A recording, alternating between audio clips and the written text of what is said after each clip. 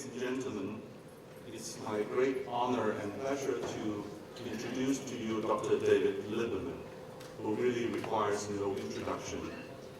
David is Professor of Medicine and Chief of the Division of Gastroenterology and Hepatology at Oregon Health and Science University, OHSU. He is internationally renowned for research in colorectal cancer. As the chairman of the VA Cooperative Study number 380, which is a very famous study, it was the first one to use colonoscopy to screen asymptomatic subject for colorectal cancer. And the paper was published in the New England Journal of Medicine. And has been, since then, revolutionized the practice of colorectal cancer screening. In fact, I remember I heard David present that paper at the IDD. I think it was 2006, was it?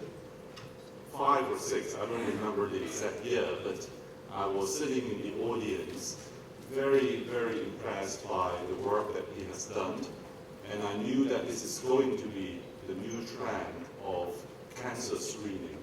So bringing that abstract back to Hong Kong, it was then we started the colorectal cancer screening work here.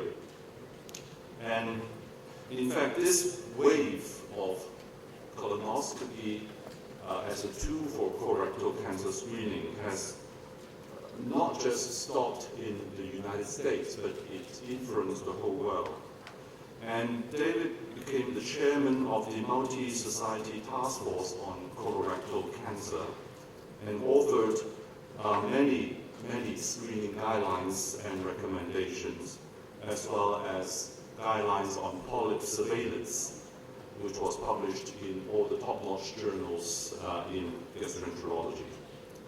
He's the director of the NIH-funded Clinical Outcome Research Initiative, or call it CORI, which is a very nicely designed database and collecting a lot of hospitals, especially VA hospitals, in endoscopy procedure, and published 75 papers out of this database. Other activities of David include the National Commission of Digestive Diseases. He was president of the ASGE in the year 2001, associate editor of Gastroenterology, and member of the board of the AGA. Well, these are only his official title, but I know David personally very well. He's a good friend. He is very humanistic. He actually, in all his lecture, I hope today as well, in all his lecture, he will show you the beautiful coastal view of Oregon. And he will tell you that the stones sitting on the sea are polyps in Oregon. And his dream is to remove all these polyps and preventing cancer. He's also a keen athlete. He do a lot of biking everywhere he travels. So he's really a man of fun, not just a superb academic. So ladies and gentlemen, can I ask you to put up a big warm welcome for David Lieberman.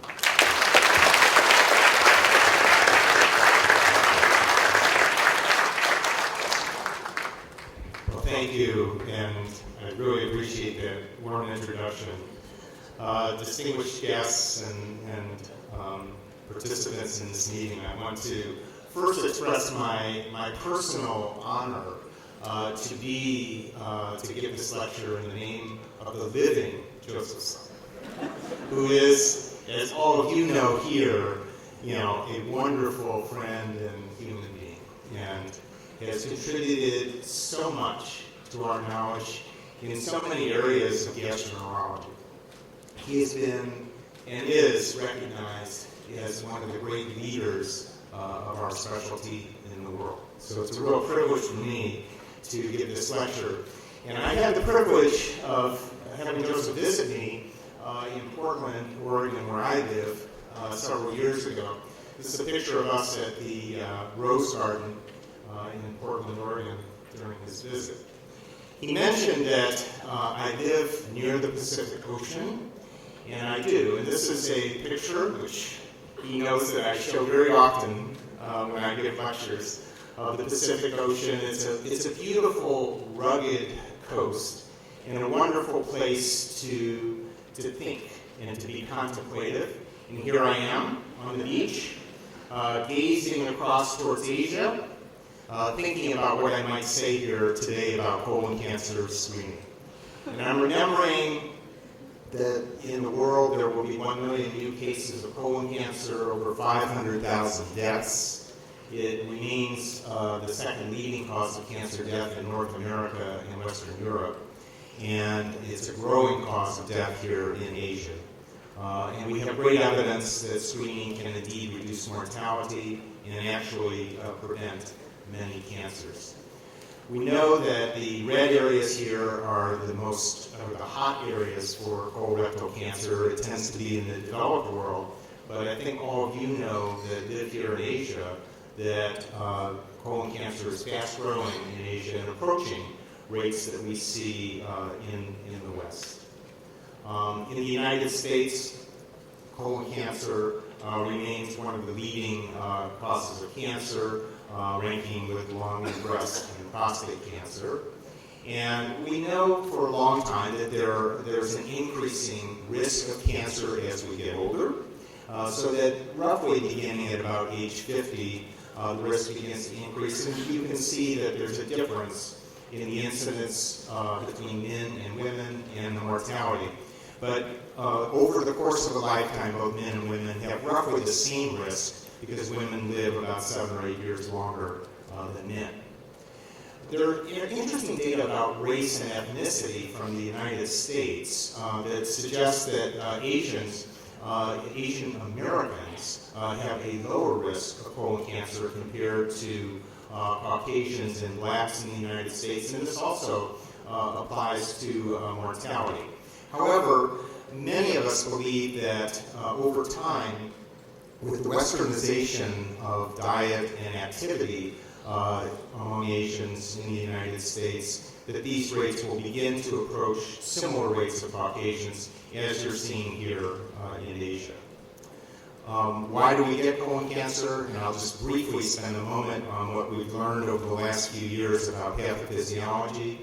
We believe there's a combination of genetic, environmental, and lifestyle factors that lead to the development of adenomas, some of which become advanced adenomas, and some of which become cancer. In the U.S., there's about a 5 to 6% lifetime risk of developing colon cancer.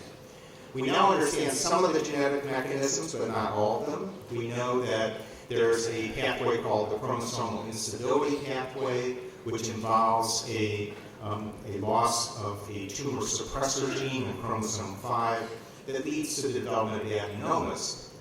Most adenomas do not grow, but some acquire additional genetic mutations and can progress to cancer. So this accounts for most of the cancers that we see in the West. A second pathway, and we know we've learned a lot about this from the inherited disorder familial polyposis. A second pathway is the microsatellite instability pathway, which involves the mutation of mismatched repair genes, or the silencing of mismatched repair genes that are responsible for correcting replicated errors as our cells are dividing. And the inherited germline disorder is called the Lynch syndrome, and there's an extremely high risk of cancer in this group. And there can be acquired silencing of one of these mismatched repair genes that can also lead to the development of cancer. And then over the last decade, we've learned about this pathway that's associated with what's called CPGI methylation, which involves several different mutations that lead to the development of what are called sessile serrated polyps, and an example of which is shown on the slide. These are very difficult to detect endoscopically because they tend to be flat, they tend to be covered with mucus, but they can develop silencing of one of those key mismatched repair genes and develop into cancers.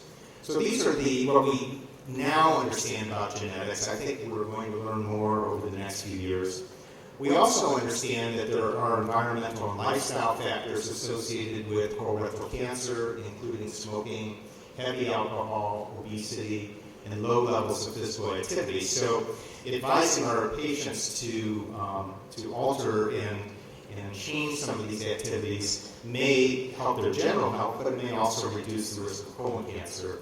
And then there are dietary factors such as high levels of dietary fat, low levels of fiber, low levels of micronutrients that have been associated with increased risk.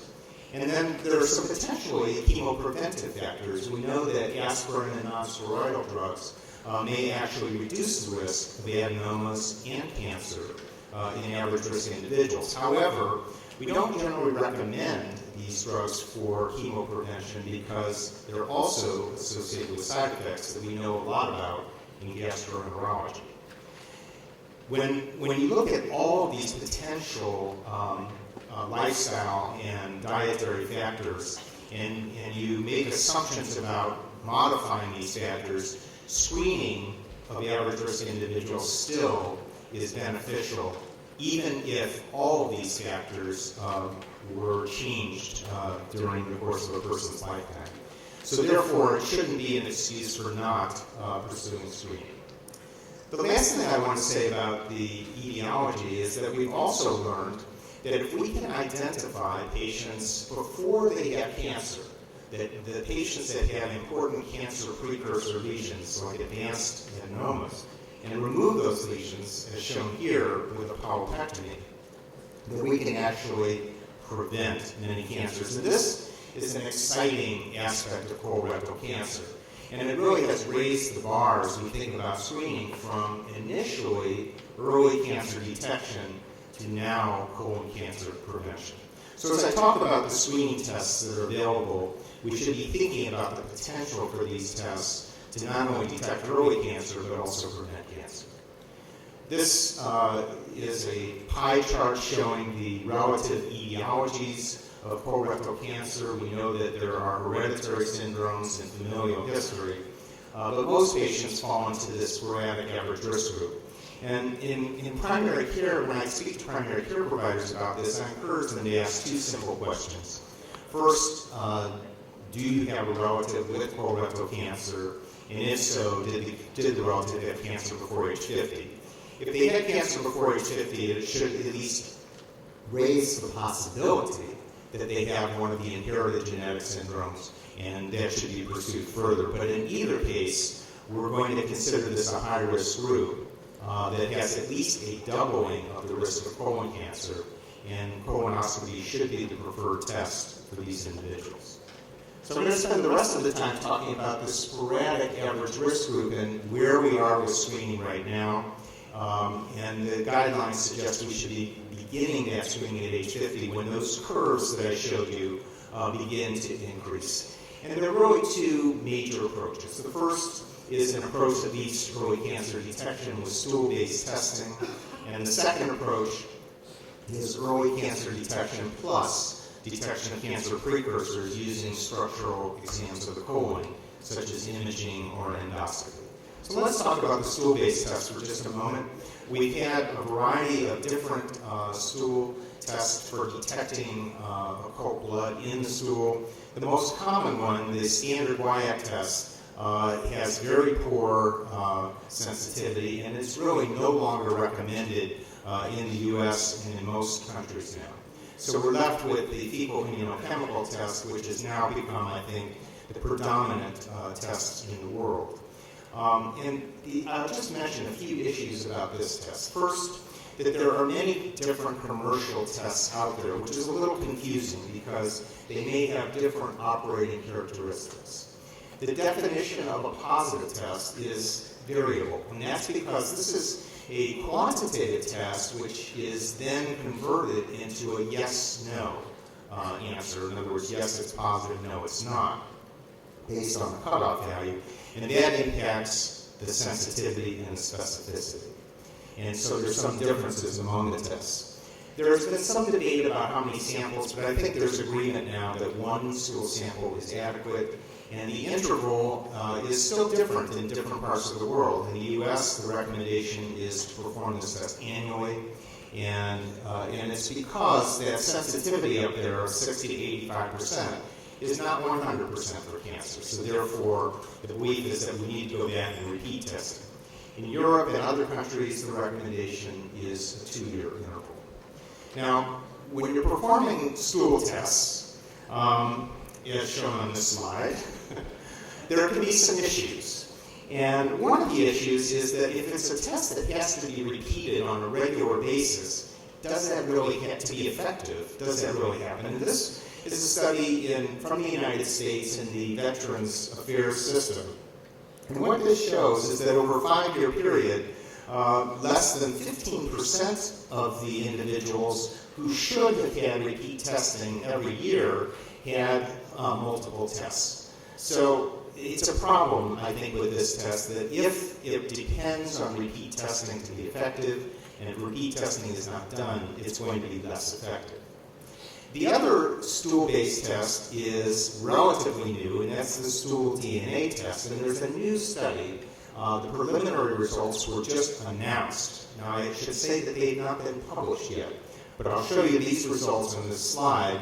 And it looks that for cancer detection, the test has sensitivity of 92% with one-time testing. So what this test does is detecting mutations in stool samples, and it appears to be somewhat more accurate than the fecal immunochemical test. Again, it fails to detect most patients that have advanced adenomas. So as we look at these tests, I think the issues are that it requires programmatic adherence with both positive tests, those patients need to get colonoscopy, and negative tests, they need to have repeat testing. The programmatic performance is really uncertain around the world. And because it's not detecting a high number of the advanced polyps, the potential for cancer prevention may be less. And that was highlighted in a study last year from Spain that compared the fecal immunochemical test and colonoscopy. And what this study showed was that in patients randomized to either FIT or colonoscopy, there was a 4-fold increased rate of detecting advanced polyps in the colonoscopy arm compared to the FIT arm. So it appears that although better adherence with the FIT was noted, there was a much higher rate of advanced neoplasia. And so the conclusions from that study are that although FIT had better adherence and a lower rate of complications, colonoscopy had a much higher rate of detecting advanced neoplasia. And it raises a question about what should be today in 2013 the appropriate target of screening. Should it be an advanced adenoma or should it be early cancer? This study that was published also in the New England Journal last year suggests that we should be looking for these advanced polyps because in the National Polyp Study, in which patients with polyps were identified, their polyps were removed, and then they were followed for 16 years, the reduced rate of cancer in that group of patients was about 53%. And here are the data from that study showing the observed number of deaths from colon cancer over a 16-year period was 12 compared to the expected rate in the general population of 25. So based on this kind of study, it suggests that advanced polyps are certainly a reasonable endpoint or target for our screening efforts. So what about the structural exams of the colon? Do they do a better job of identifying these lesions? And first I'll mention imaging. CT colonography has been available in several countries around the world, and it's accurate. It can detect up to 90% or more of patients with adenomas greater than 1 centimeter. However, there are some issues. One is that it's costly. And that cost is related to the threshold for how many patients will get referred for colonoscopy for a positive test, and also because you're doing a CT scan, how many other findings you find outside the colon that may need evaluation. So for a healthcare system, this could be very costly. It requires a bowel prep. It's not clear how well this will detect lesions like this. This is a flat, serrated polyp. in the proximal colon. We have trouble seeing these lesions endoscopically. I think that it's very likely that CT would have trouble detecting such a lesion. And then it requires ionizing radiation, which is a problem in many countries in the world. There are some non-radiation approaches using MR. This is a paper that was published earlier this year showing detection of a polyp using MR colonography. There's also capsule colonoscopy. These are what I would call proof of principle studies right now. These are early studies, but they're encouraging. But I think at this point, we can say that imaging probably cannot be the preferred test for all the reasons that I mentioned. Sigmoidoscopy is an endoscopic screening, and part of the reason I want to mention these studies, these are 3 large studies throughout the world that showed the same thing, that both incidence and mortality were reduced with sigmoidoscopy, but the primary benefit was in the distal colon, in other words, within that portion of the colon examined, and there was little or no reduction in the proximal colon. But it is evidence in a randomized controlled trial that endoscopic screening can be effective. So what about colonoscopy? Well, we have no randomized trials yet. What we have are cohort studies, case control studies. They are consistent in that they show reduction in incidence, a reduction in mortality, but appears to be less effective in the proximal colon than in the distal colon. So not as good as we might like, but appears to be that it would be effective.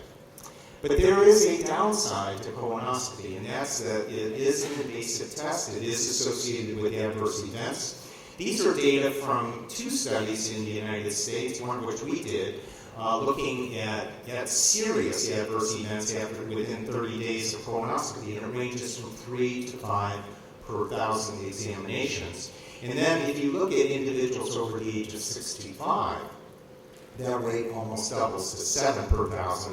And in a large meta-analysis looking at the risk of perforation in individuals over the age of 65, it's 1 per 1,000, so pretty significant. So therefore, colonoscopy, while it may be very effective for detecting advanced lesions, also has a higher risk of adverse events. But there's another important cloud over colonoscopy. This is another photo from the Oregon coast where we have a lot of clouds. And the cloud over colonoscopy is what I call interval cancer, which is the development of cancer within a few years after somebody's had colonoscopy. We would expect that colonoscopy is very effective, that we should not see cancers appearing within 3 to 5 years, but we do. How often does it occur? Well, here's what I would like to be able to do. I would like to take a look at procedures I did in 2008, and then see what happened to those patients in 2013. How many of those patients developed a cancer within that time period? In our system, we're really unable to do that, so we look at this indirectly.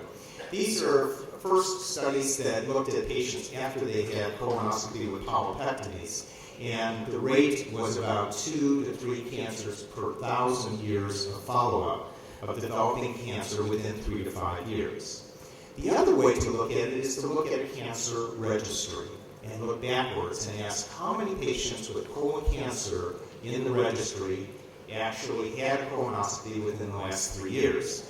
And the answer from several studies now is that it ranges from about 2 to 9%.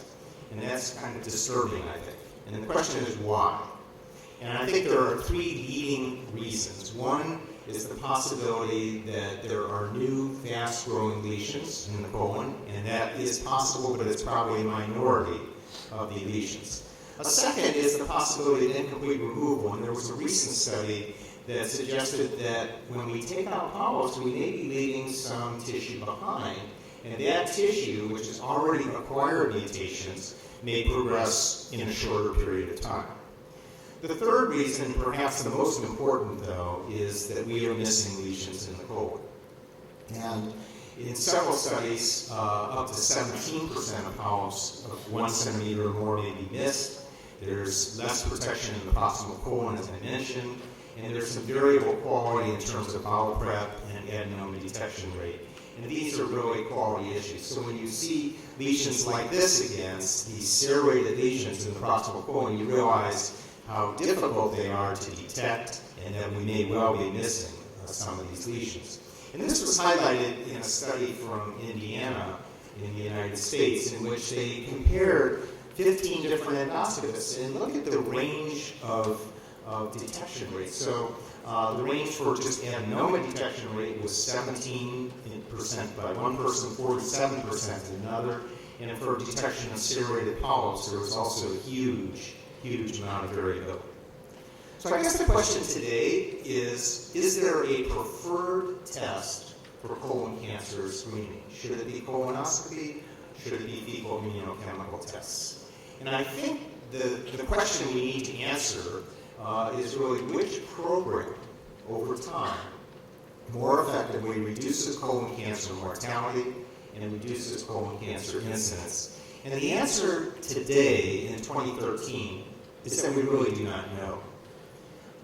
And that at this point in time, I think we have to admit that we're not sure because of the various issues with variability in colonoscopy and the various issues with adherence with fecal immunochemical testing, which would end up being the most effective test. And that's why there are now 3 studies going on throughout the world, the Nordic study, the Spanish study, and the US study in the VA system, that are randomized trials comparing colonoscopy and fecal immunochemical tests. So what about the future? I was asked to make a couple of comments in closing about the future of screening. And I think we would agree that the ideal screening test would be non-invasive, would be inexpensive, would detect early stage cancer, but would also detect important cancer precursor lesions. So does that test exist, or is it on the horizon? Well, perhaps the most promising tests have been molecular tests that are taking advantage of what we've learned about the genetics of colorectal cancer to target screening, either looking at specific genetic changes or looking at what I call genetic fingerprinting, patterns of changes that are associated with higher risk. I've summarized on this slide a variety of studies that are either looking at DNA or proteins. I'll just tell you that the bottom line is that these are all small studies. They're encouraging, but they're certainly not proof that this is going to be effective at this point. So I think right now we don't have that perfect test. And the most encouraging test was is a test looking at methylation of septin-9. And this was a study that was published last year comparing stool DNA with septin-9. And what the study showed was that for detection of early stage cancer, there was a marked difference in the sensitivity for stool DNA, which was 91%, versus the septin-9, which was only 50%. And then for detection of large adenomas, the septin-9 was positive in only 14%. So that's why I say at this point the serum tests, I think, are lacking. And one reason for that might be highlighted on this picture from David Ahlquist that was published last year. And what he suggested was that for something to appear in the plasma, it's going to have to involve some degree of vascular invasion. And that's going to be later stages of disease, whereas something that might appear in the stool could happen much earlier. And so that's why stool DNA may actually end up being more effective than markers in serum. So what's happening in the U.S., just briefly, colonoscopy is being used. And it's the most commonly used screening test in the United States today. And the red line shows the colonoscopy rates. This is the drop in death rates from colon cancer in the U.S. between 1990 and 2005. This is extraordinary data, showing a 30% decline in the death rate from colon cancer. And we might guess that there could be several reasons for this. One could be better treatment, early screening, and early detection. And if so, then we would expect to see some decrease in incidence as well. And in fact, we do see some incidence reduction in the United States in both men and women over this 30-year period. But this is a complicated story. And if you look at screening rates, you can see that screening rates started to go up in the early 1980s. At that point, the predominant screening tests were FOBT and sigmoidoscopy.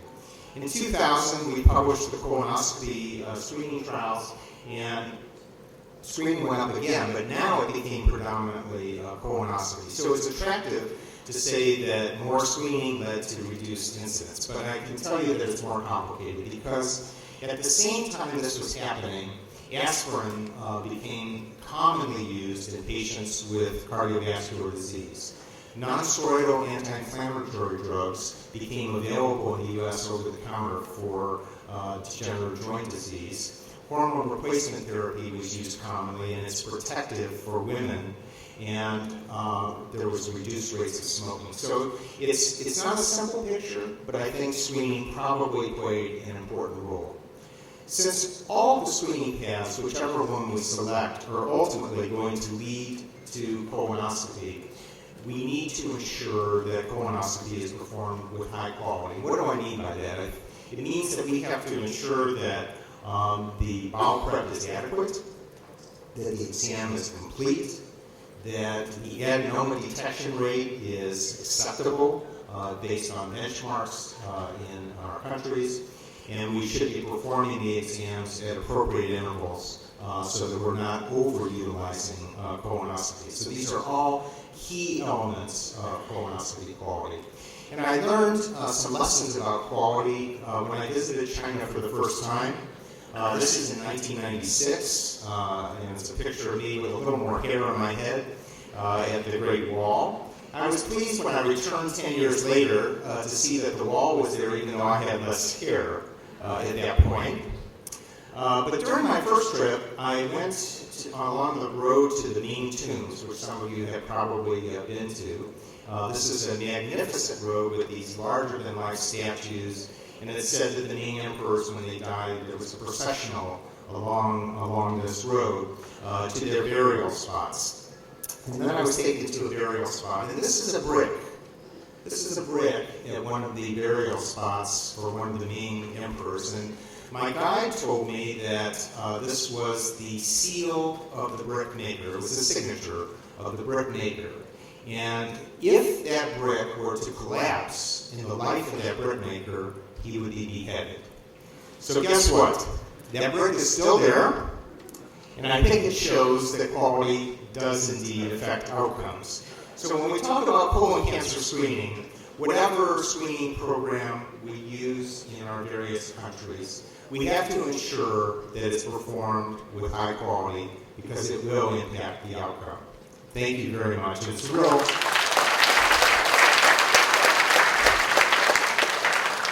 a real honor for me to have the honor of speaking at the Joseph Sung Lecture. Thank you very much.